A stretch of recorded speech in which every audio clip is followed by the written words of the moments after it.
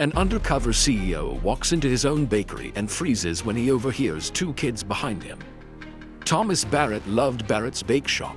It was the heart of his life's work, a small-town bakery turned local legend across Willow Creek.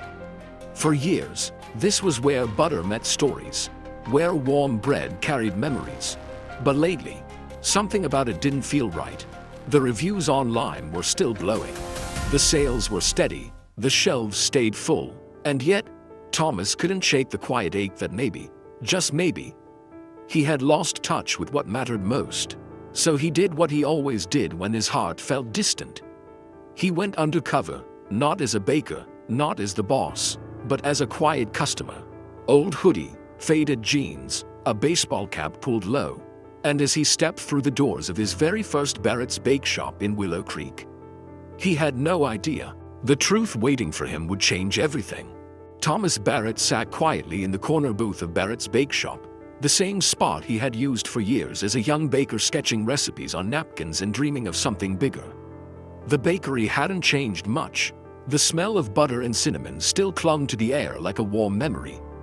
The soft hum of early morning chatter, the clinking of mugs, the bell above the door chiming gently with each customer, all of it was comforting.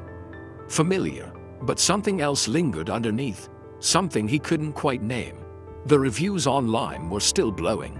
Profits were solid. His franchise model had expanded to 6 states. Yet every time he walked into this flagship store in Willow Creek, the very first one, something felt off. Too clean, too rehearsed, too distant. He stirred his coffee slowly. Dressed in faded jeans and a plain hoodie, the cap on his head was pulled low, shadows brushing his eyes. No one paid him any attention, which was exactly how he wanted it. This wasn't a visit for ribbon cutting or PR. This was a gut check. He scanned the room. 2 cashiers laughing a little too loudly near the counter. A college kid hunched over her laptop by the window, and a group of teens near the pastry case snapping selfies with pink frosted cupcakes. All normal, until he heard it, just behind him, 2 young voices. Low and cautious, a boy, maybe 13, a girl, a little younger. Mom said the man who ruined her bakery dreams comes here. Thomas froze, his spoon pausing mid-stir. A long silence, then the girl's voice, softer, but with a sharp edge only pain could sharpen. If he hadn't stolen her chance, we'd still have a home. He didn't turn around, he didn't move, but the blood drained from his face. They weren't talking about just anyone. They were talking about him. The words hit like a cold wind against his back. Ruined, stolen, home. His fingers curled around the ceramic mug, holding it tight. He had no idea who these kids were, no idea who their mother was, but something in their voices, the way the boy spoke with quiet bitterness, the way the girls seemed to be repeating something she had heard whispered late at night, told him this wasn't just childish drama. This was a wound, and somehow, he was in the middle of it. Thomas leaned slightly forward, his posture casual, his ear just close enough to catch more. The boy's tone was harder now. She said he never even said thank you, just took the recipe, then made $1 million off it. I hate him, the girl whispered. I hope he's here today. I want to see what someone like that looks like. Thomas felt something twist deep in his gut. The recipe? His mind flipped through memories like torn out pages. Staff meetings, recipe testing, years of flavor trials. But behind all that, a faint name began to rise. Sophie. He hadn't thought of her in years. Sophie Langford, the quiet one, the woman who used to come in early, sleeves rolled up, hands covered in flour before sunrise. They had worked side by side during those early months. She had been good, passionate, detail-obsessed. She'd contributed to a lot of things. But, had he? No, it couldn't be. Could it? The doorbell chimed. A gust of wind blew in with 2 new customers. One of the cashiers called out something about a scone sale. The kids hushed. Thomas sat perfectly still. For the first time in a long while, he wasn't thinking about profit margins or upcoming press features. He was thinking about what he might have missed while climbing his mountain of success. What he might have unintentionally stepped on. He reached into his pocket and pulled out a napkin, pretended to scribble notes, but all he could write was one word. Sophie. He didn't know yet what had happened, but he knew one thing. He wasn't leaving this bakery until he found out. Because if the man those children were talking about truly was him, then he had a long way to go to make things right. Thomas Barrett waited until the two kids left their table. He watched them from the corner of his eye as they scraped their chairs back, gathered their backpacks, and quietly walked toward the pastry counter. The boy had a mess of curly dark hair under a hand-me-down hoodie, and the girl wore a faded denim jacket at least 2 sizes too big. Their shoes were scuffed, their posture careful, like kids used to keeping their heads down. He rose slowly, coffee still warm in his hand, and approached the pastry shelves. Just another customer browsing the dessert trays. Just another man deciding between raspberry Danish and cherry tart. He didn't want to scare them off. Not yet. The cashier was bent over the register, counting cash. A young woman with polished nails and a smile that didn't reach her eyes. She barely looked at the kids when the boy stepped up and pointed to a cinnamon roll. "1, please, to share." Thomas caught the hesitation in his voice, the way his fingers tightened around the $1 bill. The cashier barely glanced up. "That's $2.50. The boy blinked. "I thought it was on the board for $1.75. She gave a saccharine smile. "Price went up, you want it or not?" The girl beside him nudged her brother and whispered, "Don't, it's fine." But the boy stood still, jaw set. He pulled out another crumpled dollar from his pocket. Slowly, reluctantly, Thomas saw the hesitation, the quiet decision. Skip lunch. Again, the cashier took the bills, punched the register with a little too much flair, and slid the pastry onto a napkin. "Here, next." They moved to a table near the window, splitting the cinnamon roll down the center with their fingers. Thomas leaned over the counter, voice low. "Excuse me," he said casually, "I come here a lot. Didn't those cinnamon rolls used to be $1.75? The cashier glanced up, lips tightening. "Prices change. Inflation, you know." "Sure," he said, "but the sign still says $1.75. Her smile flickered. He thanked her and walked away before she could answer. Back at his booth, he sat down and watched the kids. The boy was offering the bigger half to his sister. She shook her head, but he insisted. Something in that moment, that gesture, lodged in Thomas's chest. He had to know the truth. He waited until they were packing up, and as they passed by his table, he caught their attention with a gentle nod. "Hey," he said softly. "Sorry to interrupt. I heard you mention someone earlier. Someone who changed your mom's life." The boy froze. The girl's eyes narrowed, protective. "Why?" the boy asked. "You know him?" Thomas met his gaze evenly. "I might." The girl shifted her backpack. "We shouldn't talk to strangers." "That's fair," Thomas said, his voice warm, honest. "But I'd like to understand. Because if there's a chance your mom was heard by someone who works here, I think she deserves to be heard." The kids exchanged a glance. The boy bit his lip, uncertain. But something about the man's tone, the way he wasn't pushing, just listening, made him pause. "Our mom's name is Sophie Langford," the boy finally said. "She used to work here. Like, a long time ago." Thomas blinked slowly. The name confirmed everything. "She made the honey bacon melt," the girl added, like it was a sacred family heirloom. Thomas's breath caught. "The sandwich." "Yeah," the boy said. "She made it up. Said she spent weeks testing it, trying different kinds of bacon and cheese and honey glaze. She even brought it to the manager as a surprise." The girl's voice dropped. Then one day it was just on the menu, with someone else's name. Thomas remembered the sandwich. Of course, he did. It had become a bestseller. It defined the early menu. Back then, the kitchen was chaos, everyone pitching in ideas, swapping ingredients, scribbling notes on parchment. It was messy, fast, and alive. But Sophie had been there. Quiet, always first in, last out. The boy's voice cut into his thoughts. After that, no one mentioned her again. Then, she got sick, had to quit, and no one ever called. "No, thank you. No, sorry to see you go. Just gone." Thomas swallowed hard. "She tried to get work," the girl added, "but no one would hire her. No references, no proof, just stories she told us. We believe her, but no one else did." The boy stepped forward, anger simmering in his voice. We lost our apartment last year. We live in a basement now. Mom works 2 jobs, neither of them baking. And every time she sees a Barrett's commercial, she just goes quiet. Thomas felt like the walls had closed in. The boy's eyes narrowed. So yeah, we come here sometimes, not to eat, just to look, because we used to be proud of this place. Because Mom still says it was the best job she ever had. He turned to leave, but Thomas stopped him gently. What's your name? He asked. Luke, the boy answered, and that's my sister, Emma. Luke, Thomas said, steadying himself. Your mom isn't wrong. They both looked up, surprised. She's not forgotten, Thomas continued quietly, not by me. And then, before either of them could respond, he took off his cap. Their eyes widened. You're the man from the sign. Emma whispered. Yeah, I'm Thomas Barrett, he said, and I think I have a lot to make right.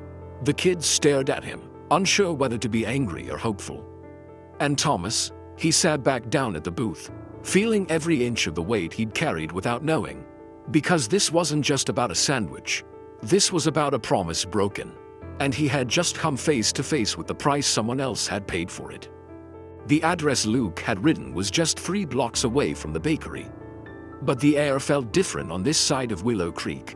The storefronts gave way to narrow streets lined with aging duplexes and sagging porches.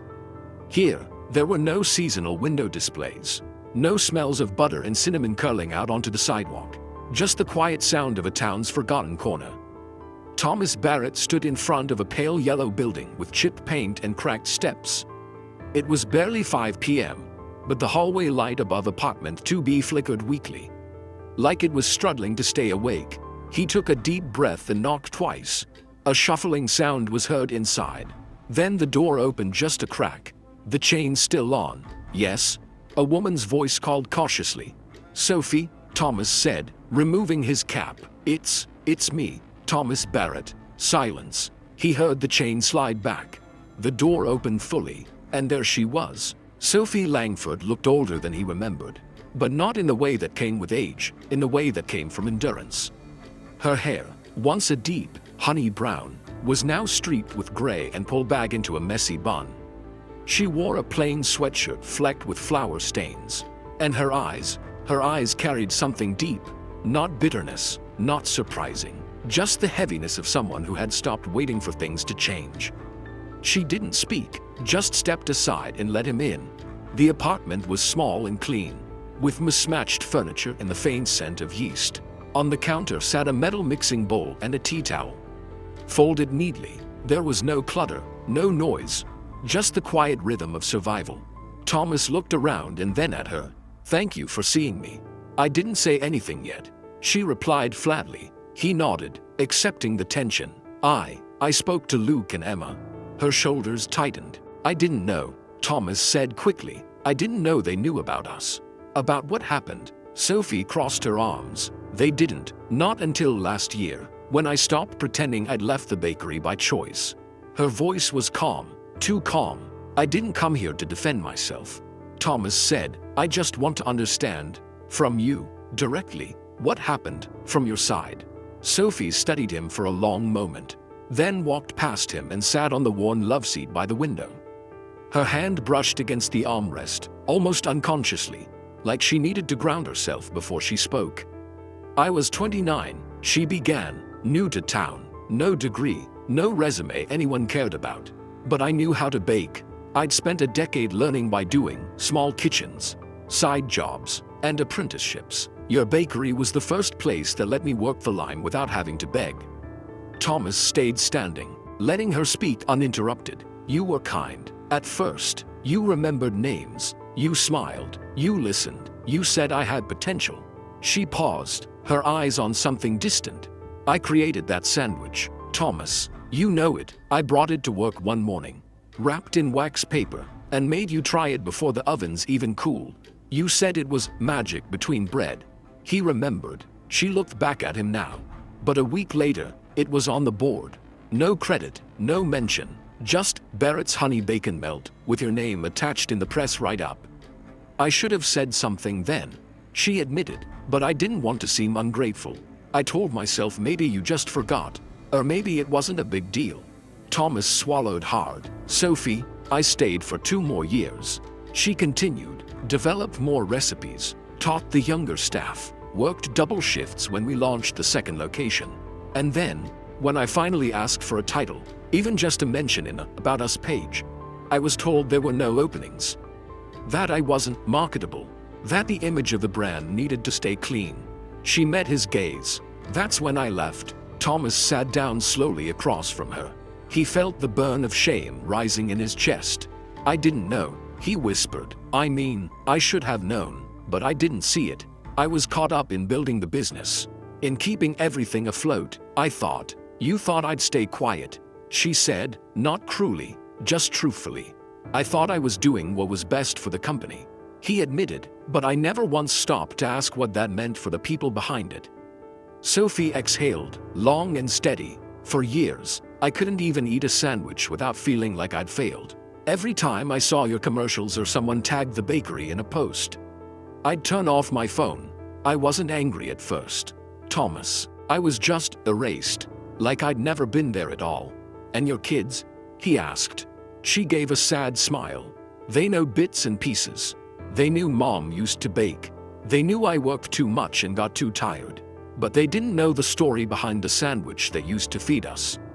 Not until we had to sell the car. Not until they saw your face on TV and asked why it made me cry. The room fell quiet. I can't change the past, Thomas said gently, but I want to do something. Not to erase what happened, but to honor it, to start again, if you're willing. She looked at him, eyes unreadable. Why now? Because I stopped trusting the reports and the revenue charts, he said, and I started listening to my customers again. And to 2 brave kids who walked into my bakery and unknowingly handed me the truth I should have seen a decade ago. Sophie stared at him. Then, slowly, she nodded. Talk, she said. Tell me what you have in mind. And as the rain began to fall against the window pane behind her, 2 people who had once shared a kitchen and a silence sat together again. Not as boss and employee, but as 2 bakers, and maybe, just maybe, 2 people ready to make something new from old ingredients. Thomas hadn't rehearsed what he was going to say. Somehow, he knew that would only make things worse.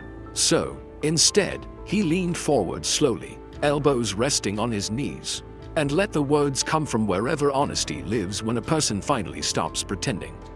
Sophie, he began, I didn't come here just to apologize. I came to ask you to come back.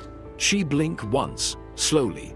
To Barrett's, she asked, her voice even. After everything? Yes, he said quietly, but not to the kitchen line. Not to measure flour or run deliveries or clean trays. He pulled a folded piece of paper from his jacket. Not a legal document, just a few lines of handwriting on the back of a receipt. Scribbled during a sleepless night. I want to offer you the role of head of product development for Barrett's Bakeshop. You'd oversee new recipes, seasonal menus, community collaborations, all the creative work you used to do. But this time with full authority, full credit. He handed her the paper. She didn't take it, not yet. There's more, he continued. I want to make this public, transparent, not just a quiet hire buried in the website staff list. I want to launch a national day, Langford Sandwich Day, to tell your story and honor the sandwich that helped put us on the map. Your sandwich. Her fingers twitched on the armrest. I want to fix the record, he said, not rewrite it, just finally tell the truth. Sophie was quiet for a long time. The kind of quiet that feels like it could stretch forever or collapse everything. Finally, she spoke, and what makes you think anyone will believe it now? Thomas didn't flinch, because I'll say it myself. He said, in the press, on our website, in front of every employee. I'll stand on the counter of that bakery, if I have to, and tell every customer who walks in what really happened. I let ambition cloud my judgment. I took credit I didn't earn. And I let someone who made this place beautiful walk away without so much as a thank you. Sophie looked at him, her eyes glistening, not with tears, but with the sharpness of a woman who had carried disappointment so long it had become a second skin. You really think one title and a sandwich day fixes 10 years of silence? No, Thomas replied, I don't, but I think it's a start. I think owning the truth is the only way I can earn the right to keep building this company. And I think you're the only person who can lead where we're going next, not because I owe you, but because you're better than I ever gave you credit for." She finally took the paper, reading his messy handwriting. "You wrote this down?" I needed to look at it, needed to remind myself what action looks like. She chuckled softly, and for a moment, the steel in her voice gave way to something warmer. "You always were a terrible penman." He smiled. Still them. The room fell into a soft silence again. Sophie looked out the window. Across the street, the clouds had thinned just enough for a sliver of golden light to break through, catching the edge of a tree's branches. "My daughter," she said suddenly. "She asked me last year why I didn't fight back harder. I told her that sometimes silence isn't weakness. Sometimes it's survival." Thomas nodded. "She was right to ask." Sophie continued, "Because I taught her to speak up, to ask for what's fair. And now, she sees me taking back something I thought I'd lost." She folded the paper gently and set it in her lap. "You'll let me rewrite the product credits? The menus? Everything?" "Everything," Thomas said. "You'll publicly confirm my role in the creation of the honey bacon melt? Front and center. And if I say yes, this isn't just PR for you?" He shook his head. "This isn't about publicity. It's about peace." Sophie stared at him for a long beat, then stood. "If I do this," she said, her voice clear, "I'm not coming back to hide in a test kitchen. I want a team. I want young bakers, immigrants, moms who need a second shot. People like me." Thomas stood. "Chew, that's exactly who we need. And I want my name on the wall." He smiled. "Already made the call. It's being designed as we speak. Langford's legacy." She raised an eyebrow. "A bit poetic for you." "I've had some help recently." A beat passed between them. And then, slowly, she extended her hand. Thomas took it, and in that moment, it wasn't just an agreement. It was a beginning. One built not on profit margins or marketing spin, but on truth, on bread, and names, and stories that deserved to be told in full. As they stood together in that little apartment, surrounded by nothing fancy but everything real, two former colleagues, once separated by silence, made a quiet promise to rebuild something not just with butter and flour, but with dignity. With fire that baked more than loaves, it baked a second chance. The morning Thomas walked into Barrett's Bakeshop to make the announcement, the air felt different, not because the cinnamon rolls were fresher or the sourdough more golden, but because he was walking in as himself. No hoodie, no disguise, no barrier between who he was and what he had to say. Employees milled about behind the counter, prepping for the morning rush. The usual upbeat rhythm of bakery banter buzzed low, but when Thomas stepped up on the center step near the menu chalkboard, silence spread like icing down a warm bun. He cleared his throat, hands folded in front of him. "Before we open," he began, "I need to tell you a story about someone this place forgot." Eyes turned toward him. He wasn't reading from a speech.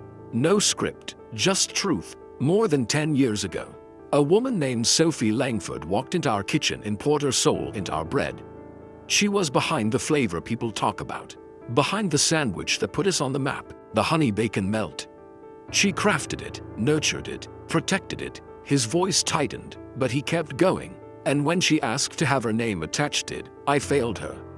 A beat, no one moved. She left quietly, and instead of noticing her absence, I leaned into the version of the story that made me feel like the hero. He looked directly at the younger team, faces who had grown up hearing only half the tale. "But today, we begin a new chapter."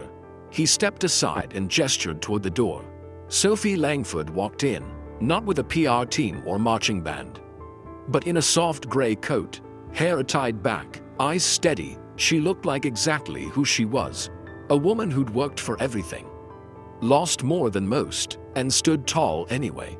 Gasps followed her name as Thomas introduced her properly this time. Our new head of product development, and the original creator of the Langford sandwich. The silence broke into applause, hesitant at first, then swelling, rippling through the kitchen like warm air from an oven. But Thomas wasn't finished. "We're not just welcoming Sophie back," he said, "we're changing the foundation of how we work." He turned to the chalkboard, where a new design had been unveiled just that morning, a drawing of the now iconic sandwich. its layers sketched like a blueprint, and beneath it in hand-lettered script, Langford's Legacy Sandwich. Someone behind the counter whispered, "It's about time." Another voice, an older baker, Janice, who had trained most of the juniors, murmured, "She used to do late nights just testing the bacon glaze." Thomas heard it all. Every word felt like restoration. "From now on," he continued, "every product we create will clearly credit its creator. Intern or executive, if you build it, your name is part of it." The room stilled again, but this time, the silence wasn't tense. It was listening. "And there's more," he added. "Next Saturday, we're launching something called Langford Sandwich Day, a full day dedicated to the story behind our best-selling product." Her story. He saw Sophie glance down for a second, just to steady herself. "But this isn't a marketing stunt," he said. "We'll be donating all proceeds from that day to a scholarship fund for women in culinary innovation. It will be named after Sophie and managed with her approval." One of the younger baristas raised a cautious hand. "Does that mean, if we have an idea, and it's good, we'll be allowed to build it too?" Thomas smiled, heart catching a little at the honesty. "Yes, and if it goes on the menu, your name will go with it." A hum of energy passed through the group, the kind that turns workplaces into communities. Then, Thomas stepped down. He didn't try to orchestrate applause. He didn't make it about himself. He just walked over to the counter, tied an apron, and asked who needed help prepping the next batch of pecan banana bread. Later that day, a video from one of the customers, a regular who happened to be filming the chalkboard when Sophie walked in, went viral. No flashy edits, no logo, just one clear shot of Sophie Langford, standing next to the sandwich that should have borne her name years ago. The caption, "She's back, and now, her name is finally where it belongs." By nightfall, local news picked it up. By morning, food blogs across the country were writing about Barrett's Bakeshop, not because of a scandal, but because of a reckoning done right. Inside the bakery, a quiet transformation had already begun. Sophie didn't march around barking orders. She stood beside the team, showed them how to caramelize onions without killing the flavor, told stories about her years testing different dough hydrations, and asked questions no one else had thought to ask. Who do you want to bake for? What do you wish someone would make for you? She wasn't just developing products. She was rebuilding trust, one hand-folded croissant at a time. And Thomas, he watched from the back corner sometimes, not with pride exactly, but with something heavier, something deeper, gratitude. Because for the first time in a long time, he didn't feel like the founder of a business. He felt like the keeper of a promise to remember, to restore, to make space for the people whose names once lived only in the shadows of recipes. And this time, to write those names in bold, butter-smudged ink, right where they belonged. Within a few weeks, Sophie's presence was no longer a headline. It was a rhythm, a scent in the morning air of the bakery. The gentle sound of her teaching someone how to listen to the dough instead of rushing the rise. But Thomas knew if this second chance was to mean anything, it couldn't just live behind the counter. It had to spill out into the city, into lives that didn't look perfect in press releases. That's how the Langford Fund began.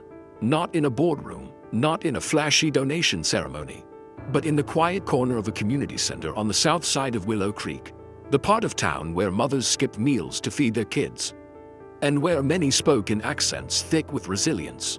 Sophie stood before a dozen women that morning, single mothers, immigrants, women with pasts too complex to fit in a LinkedIn bio. They sat around her, unsure if they belonged there. Sophie just smiled, set down a tray of cooling bread, and said, "Let's bake something no one can take away from you. No uniforms, no professional mixers, just hands and flour, and something sacred passed between generations without needing a logo." For 2 hours, the bakery's founder was nowhere near a storefront, but his fingerprints were on everything. Because Thomas had written a check that would quietly fund this workshop every Saturday, no strings attached. He never asked for photos, never asked Sophie to mention the brand. "You don't owe me anything," he had said. "You owed this to yourself a long time ago. I'm just late." And Sophie, she named the class Proof and Purpose. Each week, the room filled with more women. A retired nurse who lost her pension and found peace in kneading dough. A teenage girl from an overcrowded foster system who had never made anything from scratch. A delivery driver who used to clean kitchens is now testing her own cinnamon roll variations with pride. The class became more than a kitchen. It became a mirror, one that showed these women what was still possible and who they could be when someone finally believed in them. Meanwhile, at Barrett's Bakeshop, the Langford Fund wasn't just a plaque on a wall.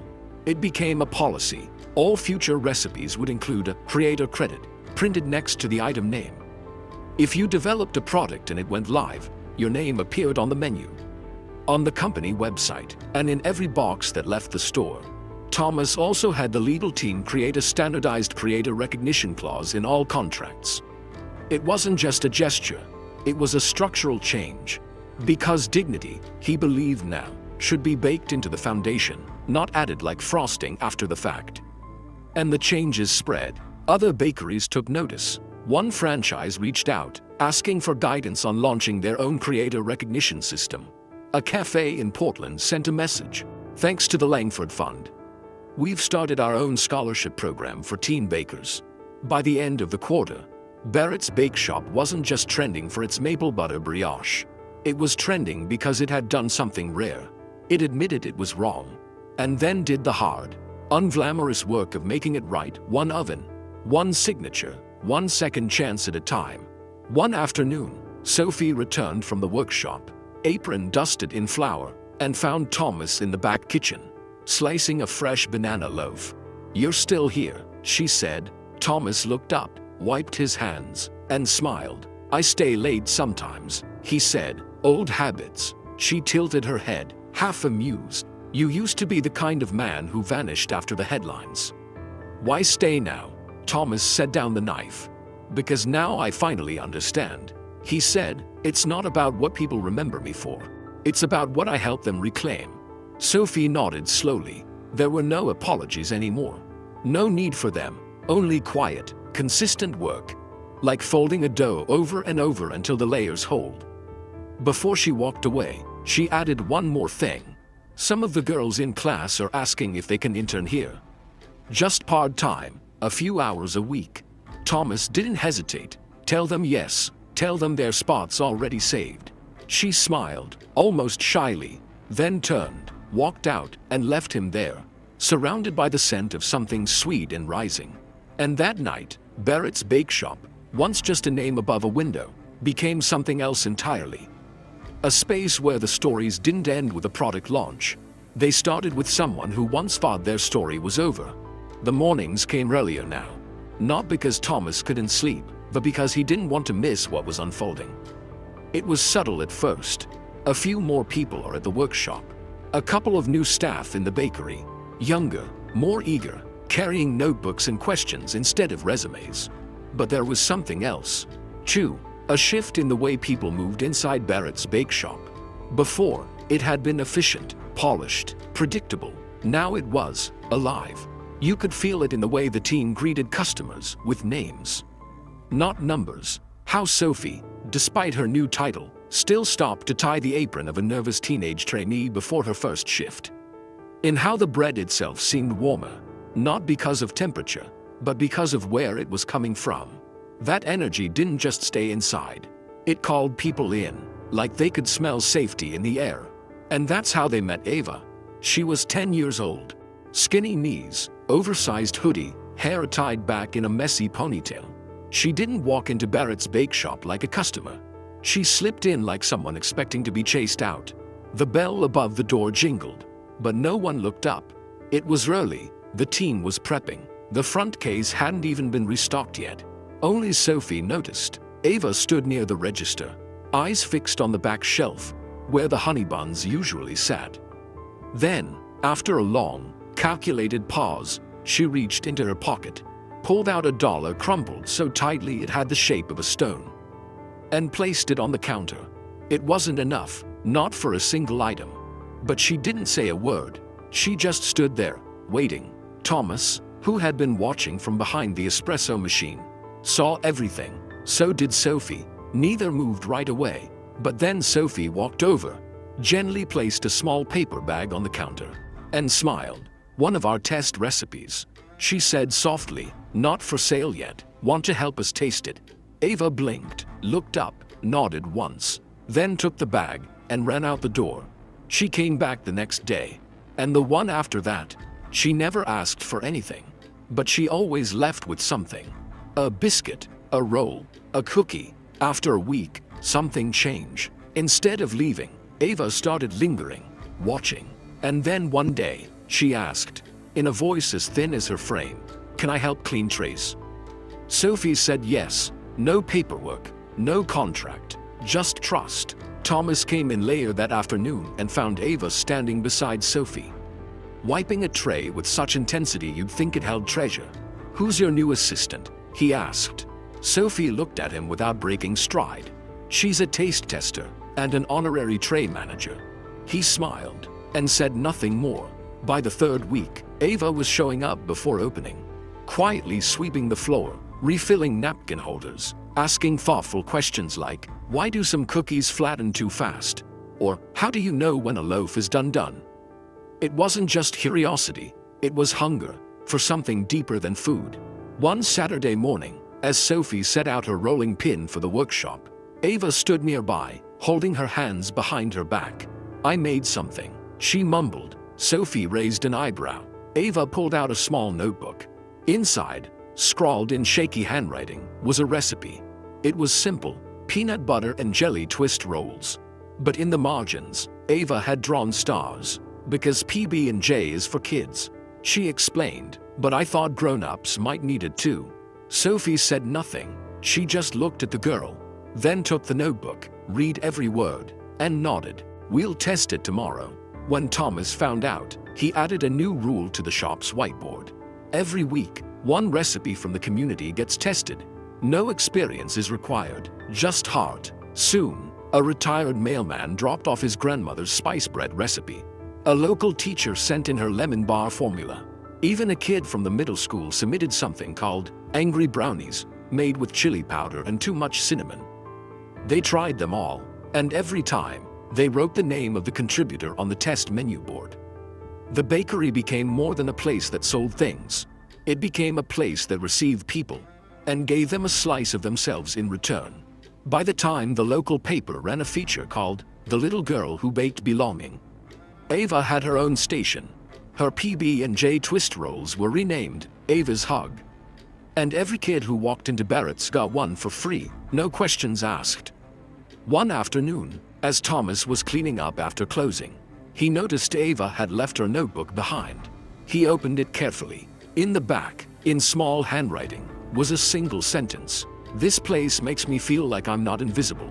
He closed the notebook and sat down, let the silence settle around him. And in that quiet, he realized something. What they were baking here wasn't just bread. It was a memory, it was dignity, it was a life raft, folded with sugar and flour, handed out to anyone who needed to believe they mattered again. And as he turned out the lights that night, he whispered, more to himself than anyone else, "We don't need to be the biggest bakery in the state. We just need to be the one that never lets a good soul go hungry." The dough always started the same: flour, water, salt, yeast. But what rose from the ovens of Barrett's Bakeshop now wasn't just product. It was proof that what had been broken could be rebuilt, that a woman whose story had once been buried behind kitchen walls could now lead from the front, that a girl like Ava, once invisible, could become a symbol of belonging. But more than anything, it was proof that when you open your doors wide enough, the people who enter bring more than problems. They bring purpose. It began quietly. The first was Mateo, a single father with calloused hands and a resume that looked like an apology.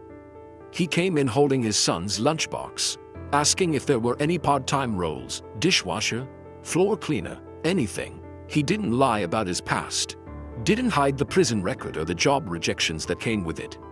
He just said, "I'm trying to teach my boy that it's not where you've been, but what you do next." Sophie looked him in the eyes, then handed him an apron.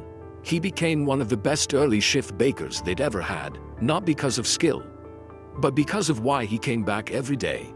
"Bread doesn't care where you were yesterday," he once told Ava with a grin, "only what you're made of now." Then came Aisha, She didn't speak much, hearing aids in both ears, her fingers fast and fluid when she signed. She had tried culinary school, but too many instructors talked over her. Too many kitchens ignored her hands, her ideas, her presence. But Barrett's didn't need noise to see brilliance.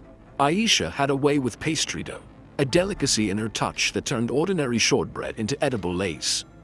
She never asked to be praised, just pointed to the trays, smiled faintly, and went back to work. Thomas began learning simple signs just to say thank you. One day, he stood behind her as she piped cream onto a tart, and signed, clumsily but clearly, "This is beautiful. So are you." She laughed, the kind of laugh that shakes quietly in the shoulders and lingers in the air like cinnamon. There was also Ray, not a child, not an employee, just a teenager who once stole a cookie and came back the next day to give it back. Literally, he walked in, face red, hands trembling, and placed a hand-drawn picture of a cookie on the counter. Sophie stared at it, then asked, "Would you like to learn how to make the real thing?" He nodded, eyes wide. She gave him a hairnet. Now, he swept the floors every afternoon after school. No title, no pay, just purpose. And whenever a customer ordered chocolate chip cookies, Ray stood a little taller. He'd made those, from the dough, from the lesson, from the second chance. There were more stories like this, too many to count. An elderly man whose wife had passed and didn't know how to cook, now showing up to learn sourdough, saying, "It helps me remember her." A recently laid-off teacher offering free math tutoring to Ava and other kids in exchange for coffee and company. A neighbor who used to ignore the shop is now volunteering to plant herb garden out back, because fresh mint makes everything better. Barrett's Bakeshop was becoming a constellation of redemption. And Sophie, she had stopped being just the head of product. She became something else entirely. A keeper of open doors. A mother to forgotten recipes and forgotten people. She led quietly, taught freely, and every once in a while, she'd stand at the back of the kitchen while the others worked, arms crossed, eyes wet, watching the room buzz with stories kneading themselves into something whole. Thomas noticed it one day. He walked up beside her, holding a tray of warm cornbread. Thinking about something, she looked up, then said softly, "I used to dream of making the perfect loaf. Now I just want to help others rise." Thomas smiled. "That's the secret, isn't it? Bread's not about perfection." "No," she replied. "It's about what happens when you give it time, warmth, and room to grow." They stood there for a while in silence. Two people who had once stood on opposite ends of a forgotten story, now building something better. Side by side. At that moment, Thomas realized Barrett's Bakeshop wasn't just surviving. It was becoming a sanctuary. A small, flower-dusted place where mended dreams found heat, hands, and hope. Where people who thought they had no place left could still be folded into something golden. Something good, because in the right kitchen, even the hardest past could be softened. Even the coldest grief could rise again. And all it took was one open oven. One pair of listening ears. One little girl said, "I'm not invisible anymore." 5 years passed. The morning sun still spilled through the windows of Barrett's Bakeshop the same way, catching the floating flour dust, warming the brick walls, making the glass cases glow like treasure chests. But something had changed. Not the butter, not the dough, not the smell of fresh cinnamon rolls curling out onto Main Street. Something deeper, something invisible but unmistakable. The soul of the place had grown. It lived now in every quiet detail. In the handwritten notes beside the register. "Today's sourdough mixed by Ray, aged 18 and fearless." On the small wooden sign on the front door. "We don't just bake bread. We bake second chances." And most of all, in the way people walked in, slowly. With care. As if entering a sacred kind of space. Not a shop, a story. Thomas Barrett stood behind the counter that morning, wiping his hands on an apron still too white for someone who supposedly used to bake every day. His beard had gone grayer.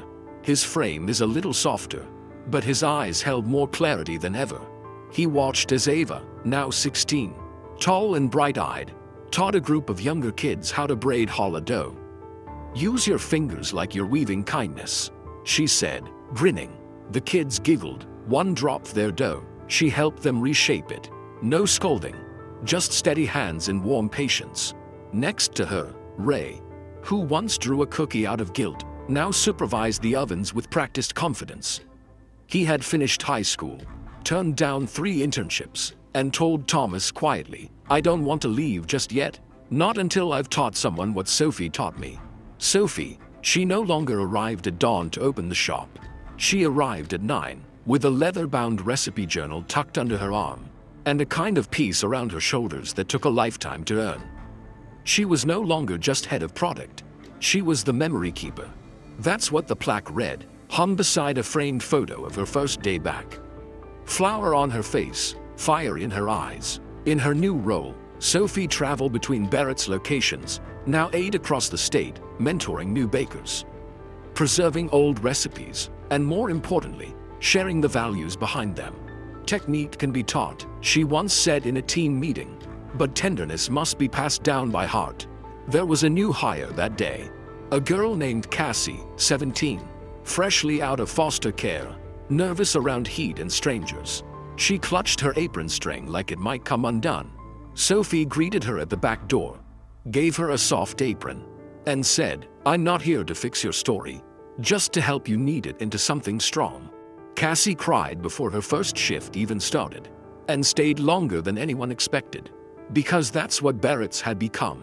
A bakery, yes, but also a sanctuary, a home for the almost forgotten, the misunderstood, the too proud to ask and the too broken to speak. And in every corner, there were echoes of that first turning point, of a man who once heard 2 children whisper something painful, of a woman who once had her name erased from her own creation, of a team that chose to rewrite the ending, not by covering up the past, but by honoring it. Even the menu held memories now. The Langford's Legacy sandwich was still the bestseller, renamed proudly after Sophie. But it wasn't just food anymore. Each item came with a story on the back of the packaging, a paragraph about its creator, its meaning, the moment it helped someone find a way back to themselves. Kids started collecting the wrappers. Teachers used them in classrooms to teach empathy. Customers didn't just eat at Barrett's, they belonged there, and every Saturday, the bakery hosted Story Hour. Sometimes, it was Ava reading to younger kids. Sometimes, it was Mateo sharing what bread taught him about fatherhood. Once, even Thomas stood up, clearing his throat awkwardly, and read the original mission statement he wrote in a spiral notebook 15 years ago. No one moved, no one laughed. When he finished, Sophie hugged him in front of everyone. "You finally said it out loud," she whispered. He smiled. "I finally meant it." Outside the shop, there was a mural now, painted by community artists, funded by the Langford Fund. It stretched across the alley wall, from flour bins to fire escapes. At the center, a loaf of bread breaking open. From it, instead of steam, rose tiny illustrations, hens, hearts, a girl with a hearing aid, a boy with flour on his cheek, a woman kneading dough, her face lined but full of light. And at the bottom, in simple white script, "Every oven has a second chance inside it. You just have to be willing to wait for the rise." That morning, as the sun reached its peak and the lunch rush began, Thomas stepped back into the kitchen. He wasn't needed, not really, but he liked the heat, the smell, the memory of it all. He placed his hand on the warm side of the oven and closed his eyes. And in that moment, he didn't feel like a CEO. He felt like a man who had once nearly lost the soul of his business and found something greater instead. Not a product, not a brand, but a legacy, baked in sorrow, risen in truth, served with both hands, to anyone who'd ever needed to know. They still mattered. Not every mistake leaves a scar you can see. Sometimes, it lingers in the silence, in the names we forget, in the hands we failed to honor. But redemption is a quiet kind of fire. It doesn't shout, it doesn't demand, it simply asks, will you rise higher than your past? Thomas Barrett didn't fix everything, but he listened, he learned, and he chose to rebuild not just with flour and butter, but with truth, with memory, with love, because at the end of the day, a good bakery doesn't just fill bellies. It heals stories, it restores names, and it reminds us that the most powerful recipes are the ones that include forgiveness.